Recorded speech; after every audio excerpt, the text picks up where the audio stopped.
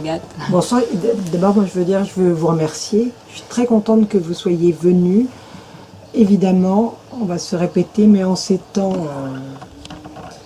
troublés et troubles, il est très important, évidemment, de ne pas se diviser et d'être ensemble. On a beau se le répéter, mais je crois que plus ça va, plus les volontés politiques sont à la discrimination. Hein, parce que quand on entend ce qu'on entend de la part de certains responsables politiques, je pense qu'il y a plein de gens qui se retournent dans leur tombe. Donc il faut vraiment faire front contre ces tentatives de ségrégation, de division, de discrimination, et ne pas céder ni à la peur, ni à la bêtise, parce qu'on sait ce que ça a pu coûter malheureusement dans le passé. Voilà. Donc merci en tout cas d'être là, et je suis très contente, je suis depuis longtemps ce que vous faites, et je suis ravie que vous soyez là. Merci. Je vais vous parler d'un livre que le JFP, donc, qui est une association, vient de faire paraître. C'est paru en mars. Ça s'appelle Une parole juive contre le racisme. Alors, on va déjà le titre. Il y a un certain nombre d'éléments qui sont des points de discussion possibles. Donc le JFP, c'est l'Union juive française pour la paix.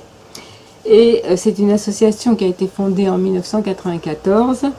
Initialement pour soutenir le droit de tous les êtres humains vivant en Israël et dans les territoires occupés, palestiniens ou expulsés au-delà. Et l'UJFP voulait porter une parole juive dont nous ressentions être privés par la prétention des dirigeants de l'État d'Israël de parler au nom des Juifs du monde entier, et du CRIF en France qui se considérait comme parlant au nom de tous les Juifs de France. Donc c'était le projet initial de cette association, mais la montée du racisme depuis quelques années, comme vous venez de le dire, de manière acerbée, hein, nous a conduit à défendre en même temps ces mêmes droits humains, ici et maintenant, puisque c'était notre raison de vivre. Donc on pourrait dire un petit peu de manière bizarre qu'on a fait notre itinéraire de Paris à Jérusalem et nécessaire retour vers la France. Voilà. Alors quel public visons-nous? Bon, il y a eu des petits livres sur ce thème, quelques-uns bien. Citons par exemple Rokhaya Diallo, parler du racisme ou de racisme aux enfants. Mais c'est surtout un livre qu'on a considéré comme étant de parti pris insupportable, qui a été un petit peu notre étincelle pour se décider, entre autres, parmi d'autres étincelles, à écrire ce livre collectif. C'est le livre de la LICRA qui était distribué, la distribution a été interrompue, mais il était distribué dans les écoles. C'est un livre qui prétendait être consacré à la lutte contre le racisme, mais qui balançait dans ce livre, donc qui était distribué dans les lycées, dans les écoles, au détour d'un article qu'Israël est la seule démocratie du Moyen-Orient, ou que l'antisionisme est le nom actuel de l'antisémitisme. Donc on pensait qu'il fallait effectivement d'autres ouvrages pour essayer d'expliquer que c'était pas si simple que ça et que c'était faux de toute façon. Alors donc nous avons voulu reprendre pour un public très large, donc disons des lycéens jusqu'aux enseignants et aux animateurs sociaux, et en fait nous réussirons si on arrive à aller dans ce public-là. C'est notre volonté. À la fois des données scientifiques basiques pour contrer certains langages, les races n'existent pas, par exemple. Historique, les discriminations ont une histoire, il faut la connaître, la comprendre pour savoir pourquoi c'est comme ça aujourd'hui, par exemple. Et actuel, donc actuel, et le point qui était très important pour nous, c'était pas de faire de l'histoire, c'était aussi d'être dans l'action, puisqu'en tant qu'association militante, on est dans l'action. Et l'un des points importants, c'était donner des pistes pour arriver à vivre ensemble, arriver à autre chose, et pour montrer aux jeunes, notamment des banlieues, qu'on pouvait essayer d'avoir d'autres discours et de faire quelque chose ensemble. Donc ça, c'est les trois parties de cet ouvrage. Et donc maintenant, en quoi une parole juive était-elle, mettre juif dans le titre, quel était le sens de ce choix? Alors ce paradoxe est un paradoxe d'une certaine manière, ça ne nous a pas échappé. Mais nous sommes partis du constat que le statut de l'antisémitisme a évolué et que on était considérés comme des métèques avant la Deuxième Guerre mondiale. Le nazisme a rendu la judéophobie insupportable d'une certaine manière, au point que le discours des États et des élites fait de l'antisémitisme un racisme à part.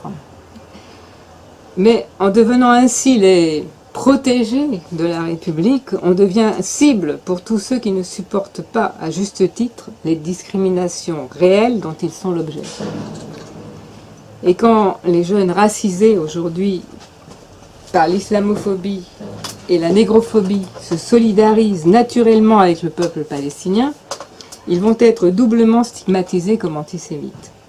Donc c'était bien dans ce sens que nous avions aussi à donner une autre parole que celle qui circule dans les milieux dits sionistes. Donc c'est bien sur ce terreau que prospèrent les vrais antisémites, voire les vrais racistes, tels que Soral ou autres Dieudonné. Donc c'est le sentiment de l'urgence d'apporter quelques clés de compréhension à cette situation qui est quand même complexe, qui nous a guidés. Donc, à l'opposé de ceux tels que l'adjudant qui disent que chercher à comprendre, c'est commencer à désobéir, ou ceux qui, comme Manuel Valls, pensent que c'est commencer à excuser, on a voulu donc essayer de prendre le stylo et de travailler ensemble. Donc, c'est un ouvrage collectif fait par un certain nombre de membres de notre association.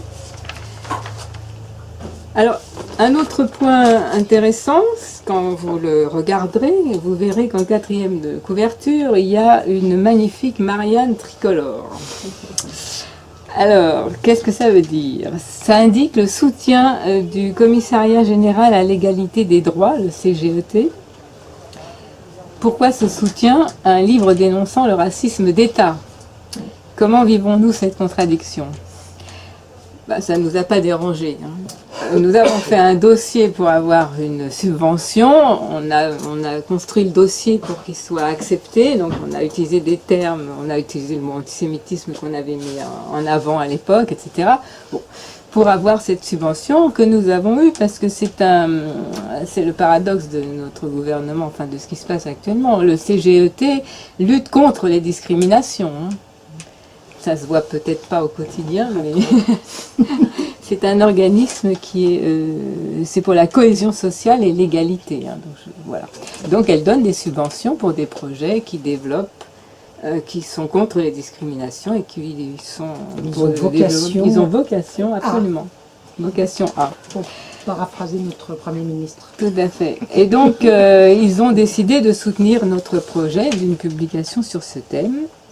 Et ils n'ont exercé aucune pression, ils n'ont jamais regardé l'ouvrage avant qu'on le publie, et on n'a pas eu d'écho d'ailleurs après la publication.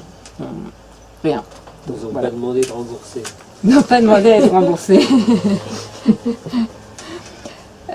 Donc bénéficier d'un tel soutien nous a permis de proposer ce livre à un prix modique, puisque en tant qu'association militante, on n'est pas là pour faire de l'argent. Donc ça coûte 5 €. Donc on espère que justement ça permettra à des gens de l'acheter. Et on l'a également largement illustré, puisque comme je vous l'ai dit, notre cible c'est les élèves des lycées, plutôt les élèves, pas les étudiants. Donc c'est vrai que pour lire des textes de ce type, c'était bien que ce soit illustré, qu'il y ait de la respiration, et que ce soit lisible pour eux. Nous devons un coup de chapeau à notre éditeur au sens anglo-saxon, Dominique Nathanson, qui a coordonné, qui a maquetté, qui nous a poussé pour qu'on soit dans les temps, et qui a fait un boulot remarquable justement dans le choix des illustrations, dans la manière de présenter le livre. Donc, en fait, ce soutien public du CGET ne nous a pas apparu comme étant problématique ni contradictoire.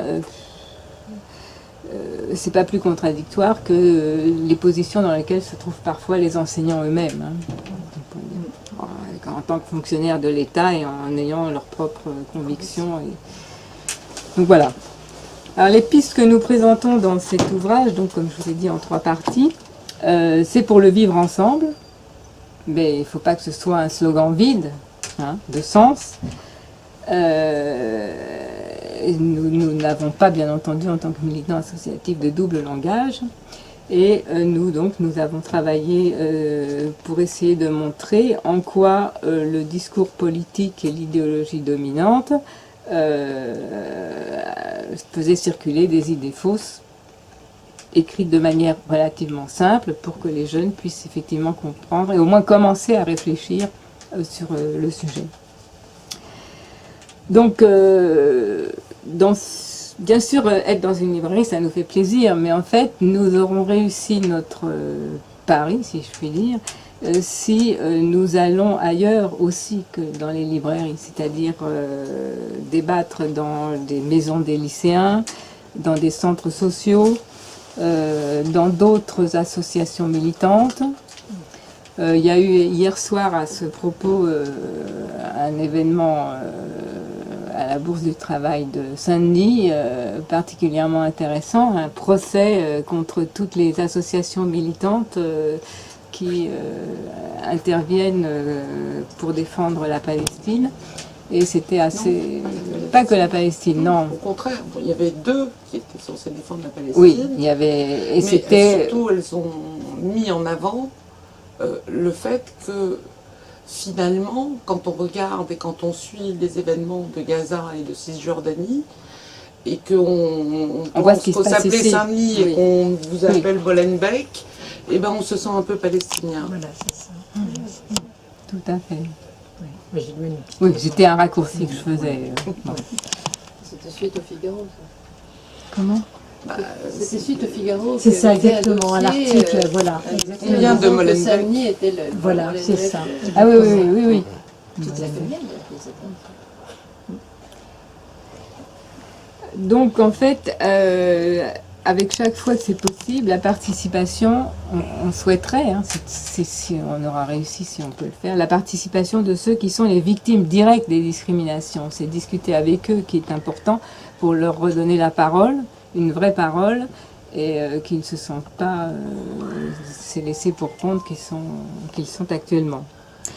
Donc en tant que militants antiracistes, nous prenons donc fait et cause pour les victimes d'un racisme institutionnel qui confine parfois au racisme d'État, je dirais même plus que confiné, qui est un racisme d'État.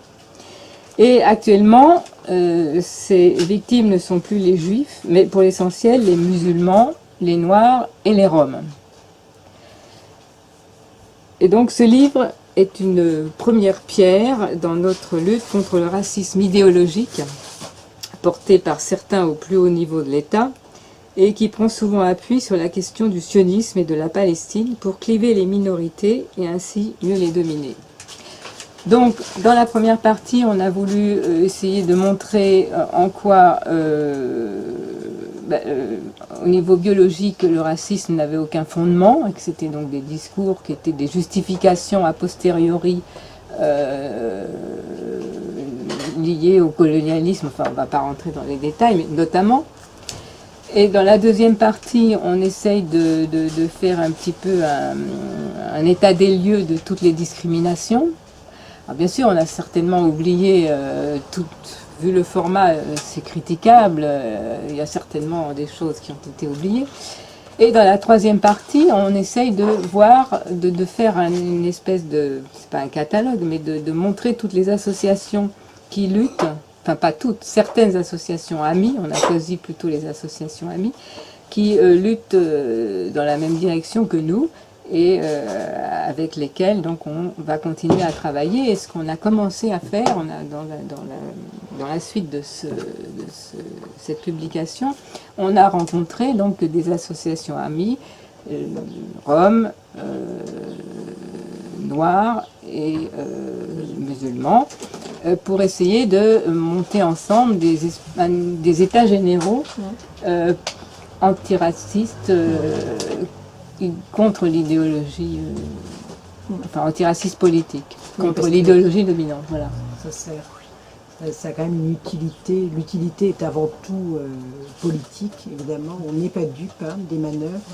Et donc c'est surtout ça qu'il faut dénoncer, parce que c'est effectivement une façon très impérialiste de diviser, Pour mieux rassembler, par exemple, on a appris en discutant avec la Voix des Roms que au fur et à mesure que se tendent entre l'État français et les migrants les relations, du coup les Roms entre guillemets, parce qu'à ce moment-là ils s'appellent Manouches, Ziganes, mais c'est toujours des gens du voyage, français depuis plusieurs générations, citoyens français avec des passeports français, ont des astreintes de pire en pire. C'est-à-dire qu'en se servant de la situation soi-disant illégale, complètement. Alors que la Roumanie est rentrée dans l'Europe, c'est un peu bizarre, on ne fait pas toutes ces histoires à un Français qui va en Roumanie. Mais j'ai un exemple tout frais là-dessus, c'était hier, j'ai lu ça, une maman sénégalaise qui vit au Sénégal, qui a sa fille qui vit ici, qui travaille ici, et qui a fait une demande pour venir. Ça lui a été refusé. Oui. Ils ont passé la lettre, hier sur Internet, je l'ai vu. La demande lui a été refusée, alors qu'elle venait souvent voir sa fille, parce que là, il y a quand même des soupçons de prétexte migratoire. Ouais, voilà la réponse qu'on lui a faite. Et c'est systématique en ce moment, mais il y a une espèce ils s'acharnent encore plus en ce moment. Je pense que là, ce ne sont pas des difficultés que je sache qu'on fasse à un Américain qui viendrait passer ses vacances à Paris. Absolument, voilà. Et donc, en ce moment, ça s'est un peu cristallisé, parce qu'avec les histoires de migrants, les histoires de blocus, de blocage, tout ce qu'on développe, je pense qu'ils sont encore plus sévères. Parce qu'ils tiennent la bride et ils veulent pas de la sévérité, ils veulent imposer. C'est de l'abus. Oui, absolument. Ça, on est d'accord. Oui, on est d'accord. C'est pas de la sévérité, c'est de l'abus de pouvoir. Absolument. Oui, je suis d'accord. Non, c'est faire un procès d'intention à toute personne qui vient voir sa famille, les grands-mères qui viennent voir leurs petits-enfants au moment de la naissance et tout ça, de vouloir s'installer en France. Et la France est ravie de Et maintenant, il y a aussi un procès. Nous, on a des collègues, on a travaillé en Afrique, etc. Donc, on a des collègues, alors j'allais dire, plus aisés que les migrants qui viennent, etc., qui, quand ils demandent un visa, les Burkinabés ou autre chose, pour le travail, pour une réunion, etc., c'est infiniment plus dur qu'il y a 10 ou 15 ans. Et il ne faut surtout pas qu'ils parlent d'un problème de santé, étant donné ils sont soupçonnés, s'ils ont 50 ans et plus, de vouloir venir en France se faire soigner. Aux frais de la France, etc., tout ça, ce qui est idiot, alors qu'ils viennent pour une réunion de travail, etc., comme ils venaient il y a 15 ans ou 20 ans, ou au Luxembourg, et ils passent par Paris.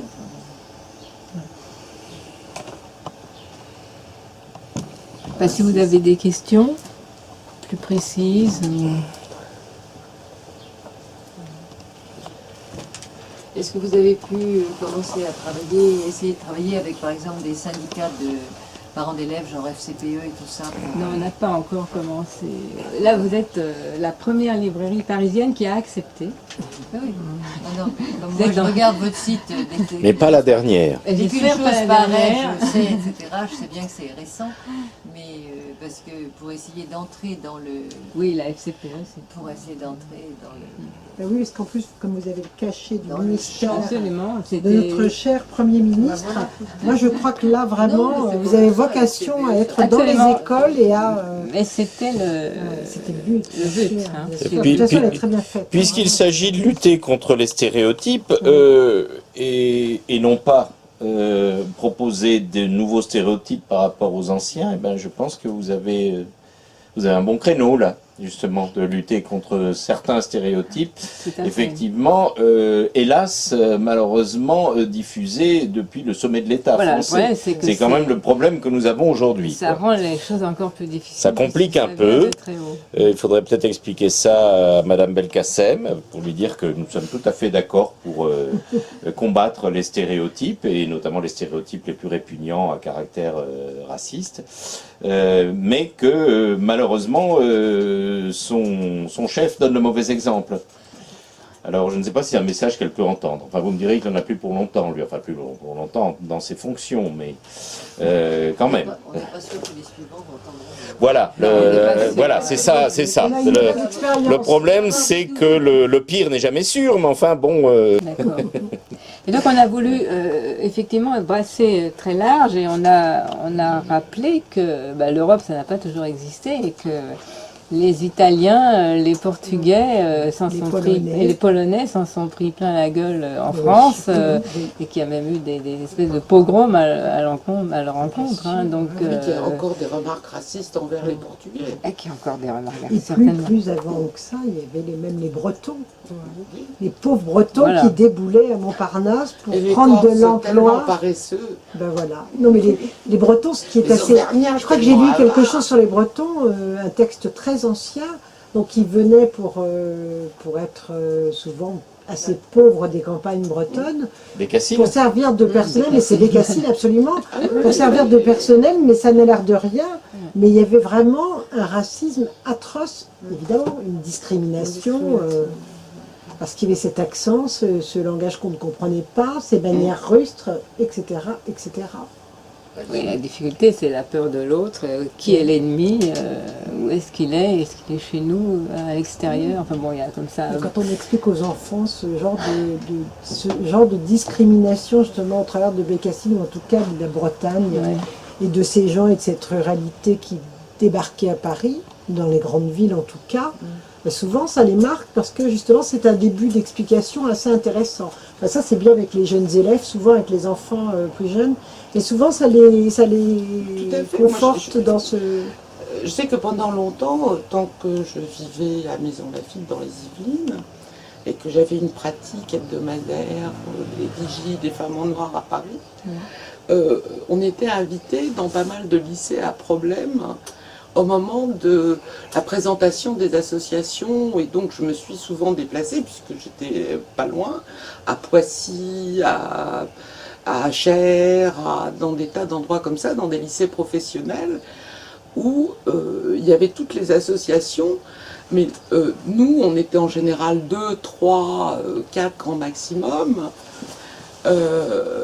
Ils étaient sur nous pendant toute l'après-midi, à nous demander d'expliquer ce qu'on faisait, pourquoi on le faisait, comment on le faisait, comment ça se faisait que des femmes juives comme ça défendent le droit des Palestiniens. On disait mais on défend le droit, donc quand il s'agit de celui des Palestiniens, eh ben, on défend le droit des Palestiniens.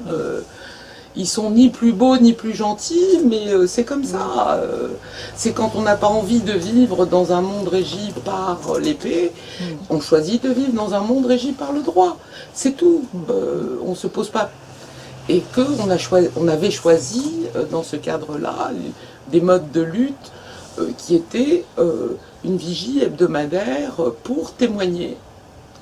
Silencieuse, on n'était pas là pour discuter, pour polémiquer. Ceux qui venaient polémiquer, on les écartait gentiment, on avait des pancartes, on citait des faits. Point. Ils ne sont pas habitués parce qu'ils sont souvent confrontés, hélas. Et on ne vociférait pas, on ne criait pas, on ne chantait Ils ne sont pas pas, habitués en on fait. était juste là, en portant nos principes sur nous. Ouais. Et ils étaient, mais alors vous vous bagarrez pas, on vient pas... Oui, on vient nous emmerder de temps en temps, oui. Plusieurs d'ailleurs venaient le samedi vérifier, prêts à nous défendre si quelqu'un s'avisait de nous manquer de respect, comme on dit dans. Et on a été invités tous les ans pendant des années. Il y a un phénomène auquel à titre personnel, je suis particulièrement sensible et qui est en connexion directe avec ce que vous affrontez, ce que nous affrontons tous en ce moment, mais où il y a un retournement, y compris dans l'actualité la plus brillante, et qui est plutôt positif, c'est la manière dont, comme vous le savez, je vous apprends rien évidemment, mais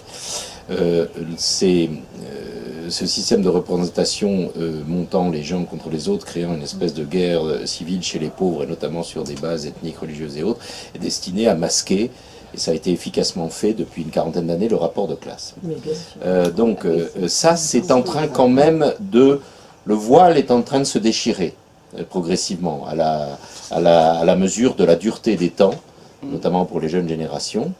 Et ça, c'est un élément positif, à mon avis, sur lequel on peut tous, et vous pouvez vous appuyer, me semble-t-il. Ah mais à partir du moment où on dénonce l'islamophobie qui s'appuie sur un soi-disant philosémitisme pour monter en puissance à un moment où ça n'arrange. Bon, Cherchez à qui ça profite. voilà. Qui se fait des thunes dans tout ça. C'est en tout cas pas aux femmes afghanes, ni irakiennes, ni syriennes. Je veux dire, bon, bah, si maintenant elles n'ont plus le choix que de mourir sous les bombes ou sous les pierres, je sais pas, si on leur pose la question franchement, ce qu'elles vont choisir.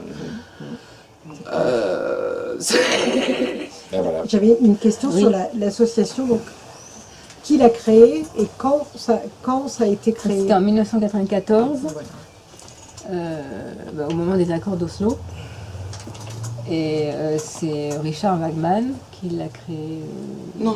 C'est pas Richard Batman était dans le groupe, c'était, j'ai oublié malheureusement son nom, un Israélien qui était redevenu français et anglais. Et, Ils n'étaient pas tous seuls, ils étaient un groupe. Non, ils On le étaient mettra sur la vidéo, 3 ou on 4. rajoutera au montage. Ouais. Il y avait Liliana Ah que tu as connue.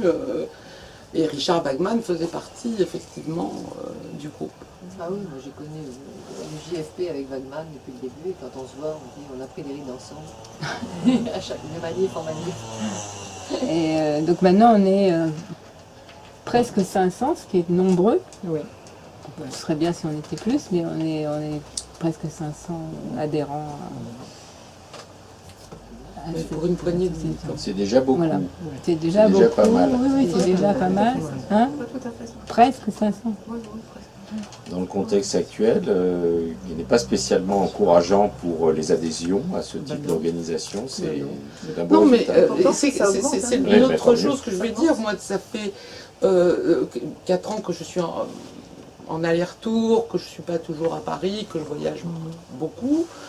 À chaque fois que je reviens, je suis étonnée parce que moi, je fais partie du JFP depuis 2002, je crois, ou 2001 ou 2002, qui est même fait partie du bureau national pendant 5 années de suite, puis je l'ai quitté et j'y suis à nouveau. Je suis étonnée parce que pendant les 10 premières années où j'étais à l'UJFP, on a tourné entre 200 et 250. Quand je vois qu'on a quasiment doublé Oui, c'est énorme. dans cette période, je dis effectivement, ça sert pas à rien. Au procès, Cette là, salle de la Bourse du Travail de Saint-Denis était pleine de jeunes. Les vieux, on était en minorité, on s'est planqué. Hein. c'est pas planqué, mais... Mais bon, voilà, c'était des jeunes. Mais effectivement, notre association est devenue plus visible et a attiré du monde, justement, il y a 2 ans, puisqu'on a été très actifs au moment de Gaza, justement. Voilà. Et puis, il faut dire que les informations circulent beaucoup mieux, il faut reconnaître. Donc les gens ont quand même eu accès depuis à des informations un petit peu plus concrètes sur ce qu'il se passait, Oui. à des retours critiques. Et puis les Qui était actions quand même sur nécessaire. le terrain d'Israël Oui. sont de plus Ah oui, en plus ça- radicales. Ah oui, ça, On pose des questions moi, aux Français. J'entends des gens qui comparent aux prémices du nazisme. Moi, je dis, mais c'est pas les prémices du nazisme du tout. On va retomber encore dans un débat qui, à chaque fois, masque l'objet du débat.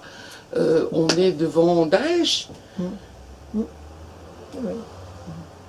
on est devant les images qu'on voit de Syrie, de Libye, de soldats tirant Au massacre. d'une balle dans la tête une femme parce qu'elle porte un anorak rouge. C'est exactement ça. On est, comme vous le disiez en préambule, dans la peur de l'autre, mais qui est de plus en plus Monter généralisée.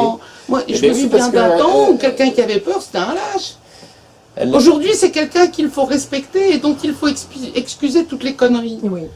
Ça permet de camoufler, c'est pas la seule motivation évidemment, il y en a beaucoup d'autres, il y a beaucoup d'autres déterminations, mais un des traits communs les plus frappants, d'ailleurs aussi bien chez nous en France qu'en Palestine, au Moyen-Orient en général, et bien ailleurs encore, y compris au Brésil, ces temps-ci ou autres, il s'agit de monter les uns sur les autres pour qu'ils ne se révoltent pas contre tout simplement les conditions matérielles de vie qui leur sont faites. Non, mais c'est pire que ça.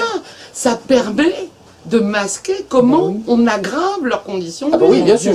Tous les jours. Naturellement. C'est l'impérialisme dans toute sa splendeur. Je n'ai jamais entendu dans la bouche d'un dirigeant syndical dans ce pays, et je suis très malheureuse de la réduction en peau de chagrin des syndicats dans ce pays. C'est en train de changer ça aussi, Ah là, ça change. brutalement. comme on l'a vu. Oui, moi, je d'adhésion, me je crois. souviens d'avoir dit à mon fils un jour, il me dit, ouais, machin, Je dis, écoute mon vieux, mais syndique-toi. Il me disait, oui, mais la CGT... C'est le mot d'ordre que nous leur livrons jour après jour et qui commence à porter. Syndiquez-vous, mais syndiquez-vous à la CGT, évidemment pas chez les jaunes de la CFDT. On leur dit. Non, mais il faut être clair, c'est comme si vous invitiez les gens à participer au CRIF ou à la LICRA. Voilà. Non, mais je veux dire, c'est ça, quoi. D'ailleurs, le réel est rationnel. Vous avez vu, Martinez, Dieu sait que... Bon, eh bien, il est propulsé par la base. Là où et les événements, évidemment. Là où il ne s'y attendait pas du tout. C'est ce que je disais C'est très étonnant. aux jeunes autour de mon fils, syndiquez-vous. La CGT, ce sera vous. Si vous payez vos Exactement. La phrase est très bonne. La phrase est très bonne. Le problème qu'ils ont, si on parle de l'aspect syndical, mais qui évidemment ne se pose pas dans le cadre de votre action propre, c'est que, et ça c'est une des failles sur lesquelles nous débattons, d'ailleurs, où je les invite à débattre à la CGT, qui est que pour être syndiqué, il faut être dans le rapport social de production actif et travailler. Et le problème que nous avons, c'est que beaucoup de ces générations, du fait justement des conditions matérielles qui leur sont imposées par nos générations ou celles qui ont suivi, ils sont soit précaires, soit chômeurs, ou avec un projet... Un droit pour lequel on ne se bat pas est un droit qu'on perd. Et oui. On le sait tous. Ben oui. Évidemment. Et c'est vrai pour tous. Vous avez des échos de la réception du bouquin aujourd'hui là où les gens, on ne se connaît pas, mais enfin, on entend, donc quand même, c'est très familial.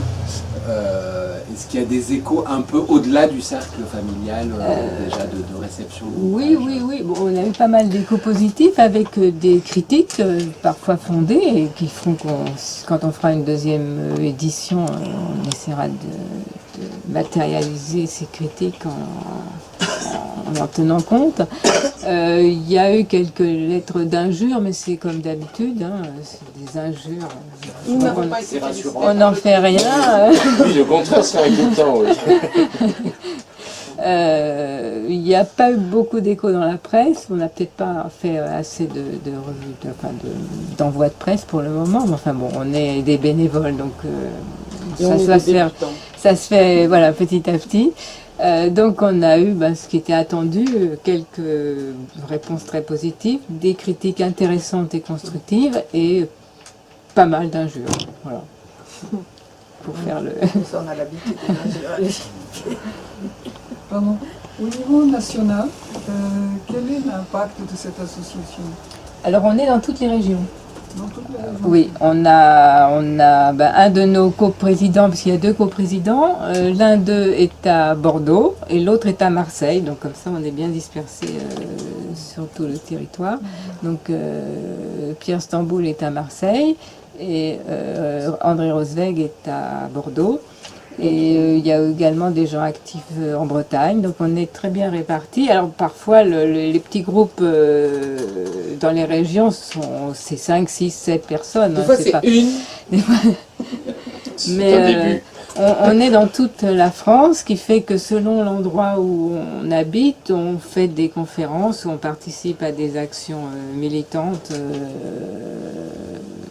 très souvent.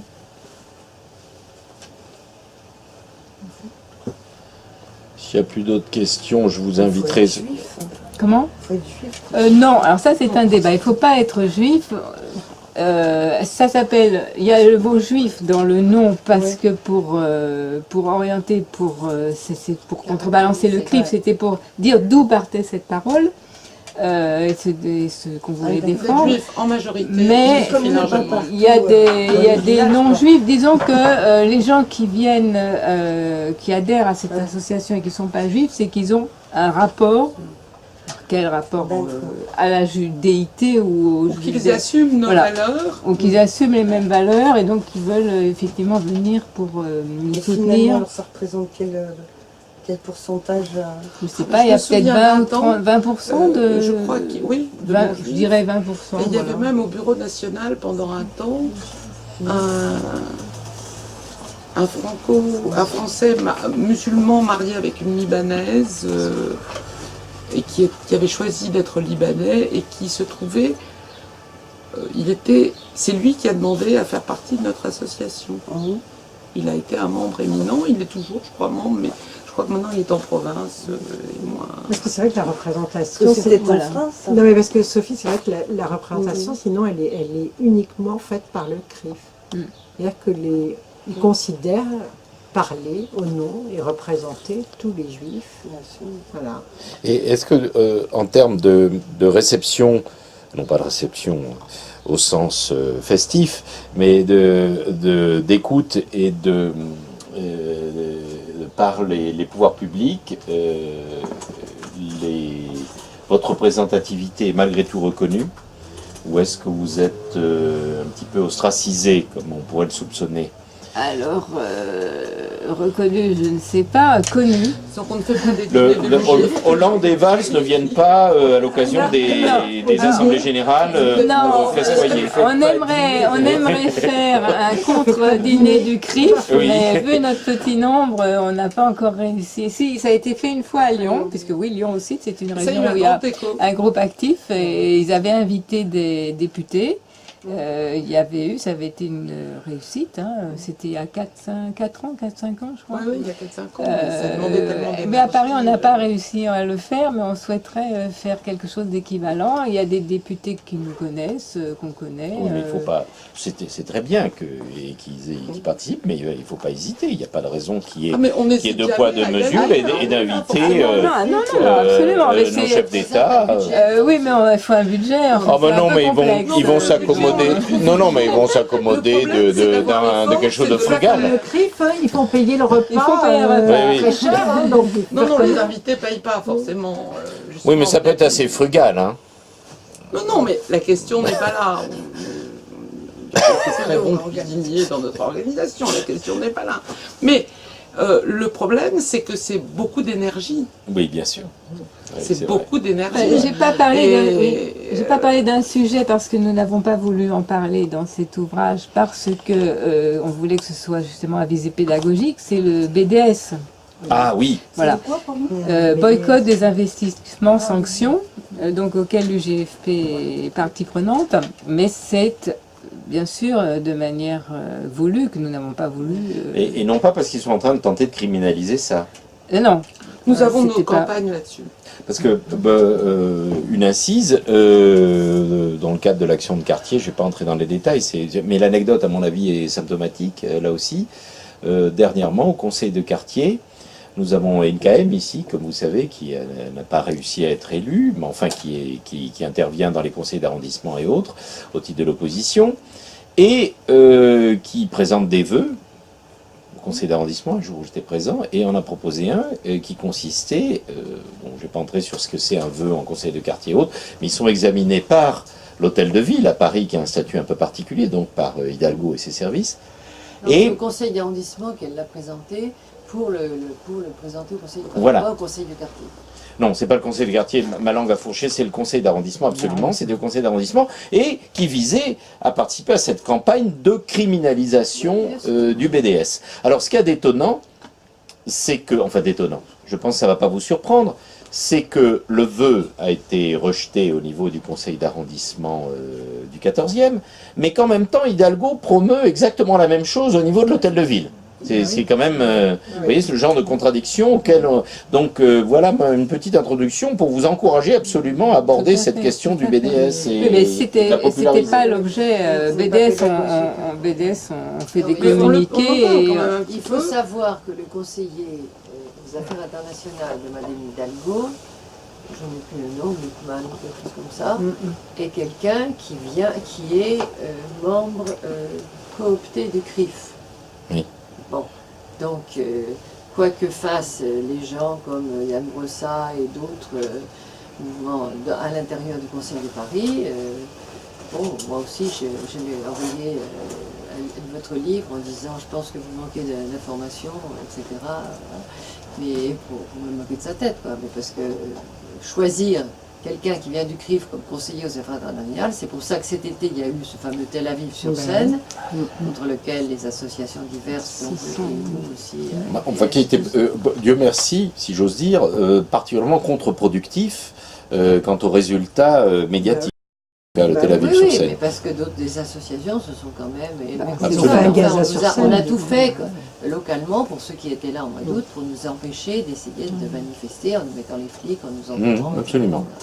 Donc, au niveau de la mairie de Paris centrale, sur ce plan-là, mais par contre, moi, ce que je veux dire comme un critère, comme quoi vous êtes considéré comme dangereux, et que je trouve agaçant et bien en même temps, c'est que comme je regarde souvent votre site, comme les autres sites de mon association, la PS ou d'autres, disons tous les 2 jours au minimum, pour voir s'il y a des choses là, le vôtre est très souvent hacké le matin. Donc, ah oui, et donc dans la journée, il est rétabli et il est inaccessible par ce qui est hacké. Donc il est considéré comme une information dangereuse. Ce qui est bon de signe. même que Stamboul a été attaqué à Marseille, etc. Et par le raid est dans des conditions innommables, mais votre site lui-même, quand on le regarde régulièrement, on sait qu'il est hacké au minimum une fois tous les 10 jours. Pour en revenir au livre, donc notre travail actuel, et tous ceux qui veulent y participer, c'est donc monter cet antiracisme politique pour faire front contre l'idéologie dominante actuelle, délétère. Et de bien faire comprendre. Oui. Une question, comment réagissent les gens quand, je ne sais pas si vous faites des conférences ou des séances d'information publique, quand vous leur dites que les races n'existent pas? Car scientifiquement, biologiquement, il serait prouvé que les races n'existent pas. L'UNESCO devait faire, je crois que c'était dans les années 80. Oui, il a fait un document. Les races n'existent pas, c'est un concept complètement hors de la science. Voilà, depuis qu'on a découvert le génome humain, il y a l'espèce humaine et les races n'existent pas. C'est clair. Ça, c'est la pire des armes. Non, c'est pas... Parce que dans l'imaginaire, ça reste vivant, donc c'est pas une arme. En fait, on voit...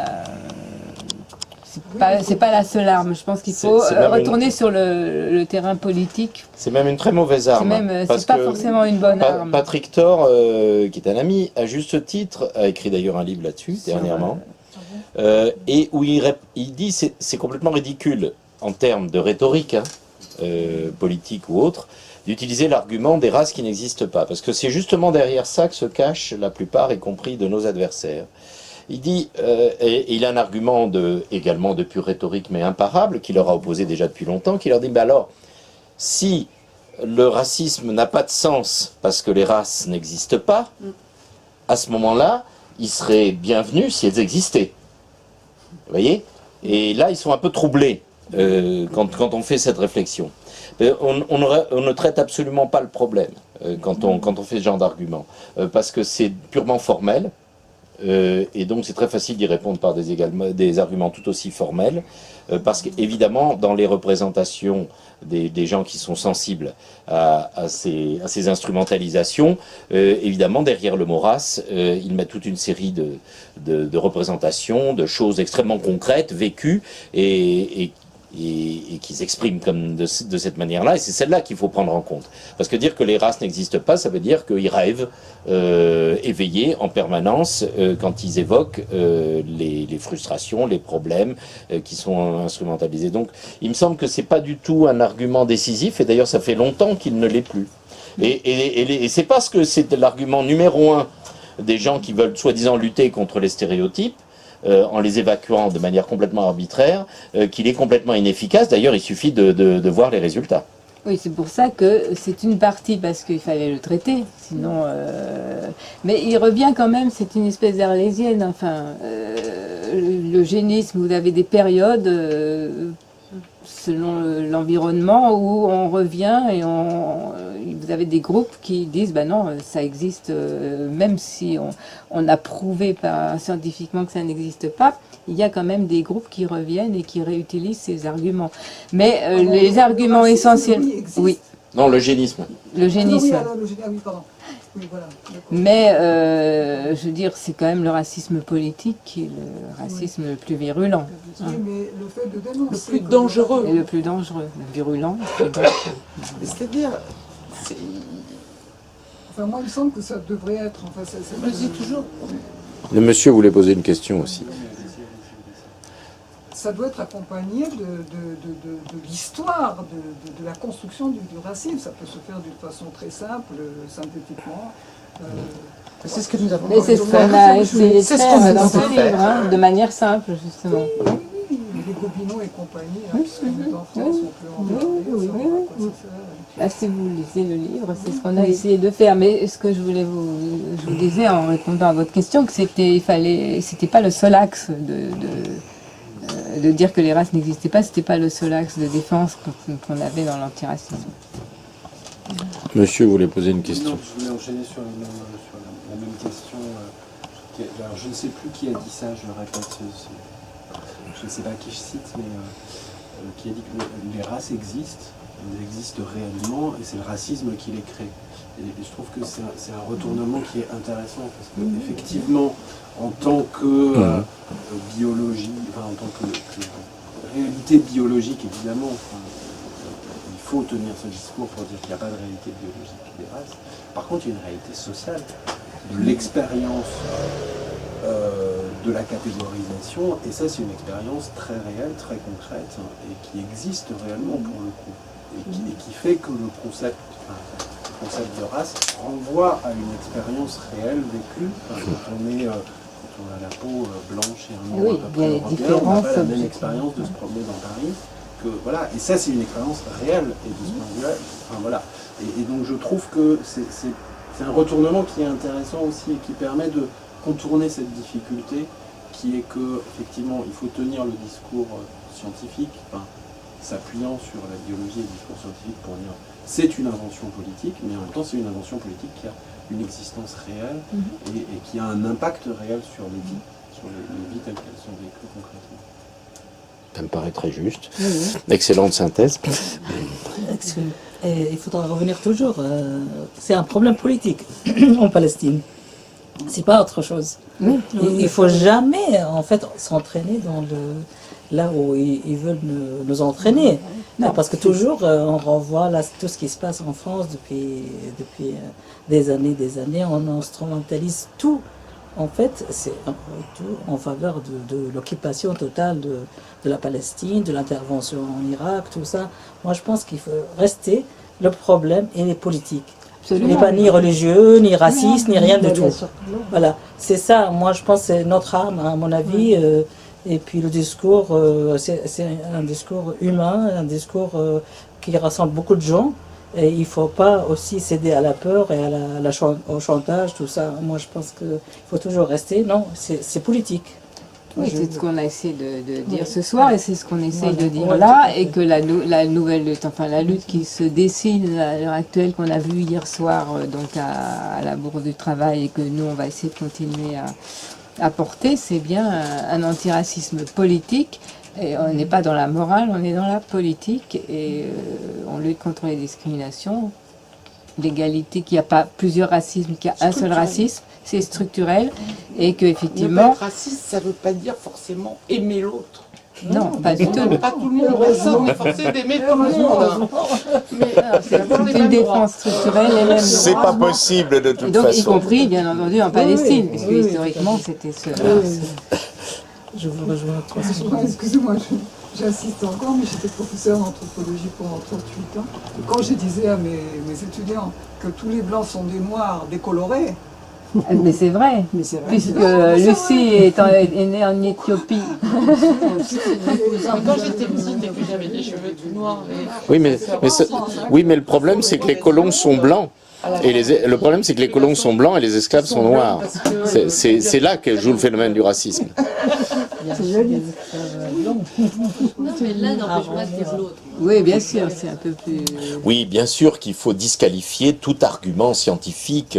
C'était le même problème avec les théories raciales du nazisme, etc. C'est pas du tout ça que je voulais discuter. Je veux dire, mais l'argument pour lutter contre socialement, concrètement, le phénomène désastreux de l'instrumentalisation justement de ces représentations sur les races, sur les communautés et autres, il faut bien sûr leur enlever tout argument, tout fondement scientifique, mais ça ne suffit pas du tout à régler le problème, parce que, comme l'a fort justement synthétisé monsieur, c'est dans nos représentations, culturellement, socialement, concrètement, dans le vécu, ces races existent.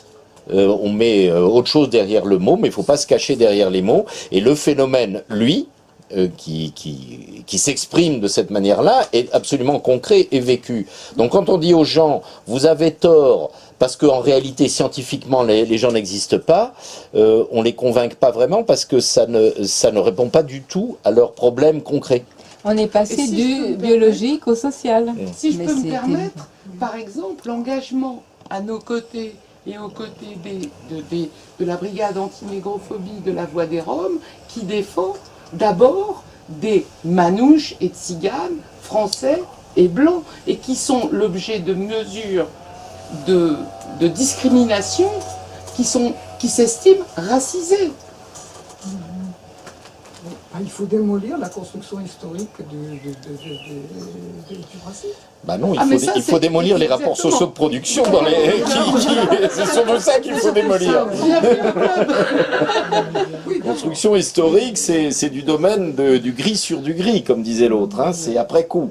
Non, parce qu'en fait, donc au début, on dit les races n'existent pas, et on dit que maintenant, c'est un racisme social et politique. Et effectivement, qu'on a glissé de l'un à l'autre, puisqu'on ne pouvait plus utiliser des arguments de ce type, mais que ça existe toujours. C'est la même chose que ce que je vous rejoins là, tout à fait. De toute façon, on n'est pas en opposition. L'un n'empêche pas du tout l'autre. On doit combattre tous les aspects. Est-ce que nous concluons en préambule à nos libations ou est-ce qu'il y a d'autres questions? D'autres questions?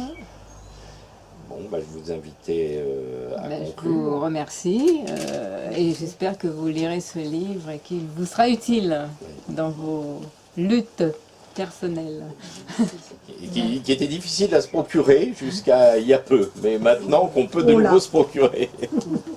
Merci à tous. Merci beaucoup. Et maintenant.